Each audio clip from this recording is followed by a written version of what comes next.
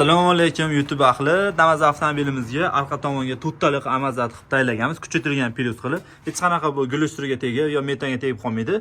Bu avtomobilimizni haydab ko'rdik. Umuman ko'ngilli qilib bo'lgan. Bir vaqtdan sizlarga obzor qilishni boshlaymiz. Sizlar ungacha kanalga obuna bo'lib, like bosinglar.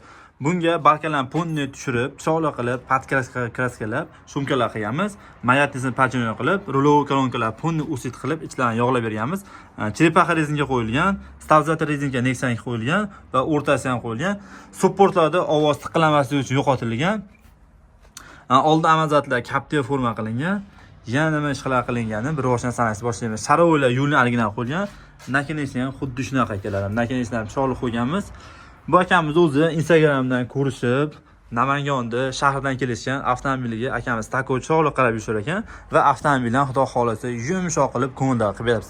Sizlarga ham agar shunaqa seriozniy xizmatlar kerak bo'lsa, aloqaga chiqib kelsalaring, sizlarga ham ishlarni xudo xolasa chiroyli qilib bitib berishga harakat qilamiz. Bu akamiz o'zlari gulislarni tako chiroyli qilib qildirishgan ekan. Biz hadovoylarni umuman ko'ngilda qilib beramiz. Mana rezinkalar qo'yib, joy-joyi qo'yib, hamma yo'g'ini standart holatga yetkazib beryapmiz. Agar sizlarda avtomobillaringiz ortib, diqqalab yurgan bo'lsa, kelsalaring, avtomobillarni hadovoyini xudo xolasa yumshoq qilib, chiroyli qilib berishga harakat qilamiz. Juda ko'p akalarimiz bizni obuna bo'lmasdan ko'rishyapti. Agar obuna bo'lib qolsalaring, xudo xolasa sizlarga shunaqa chotki videolar chiqarishni davom etamiz. Jonlar sog' bo'lsin. Yuzlaringdan tabassum tark etmasin.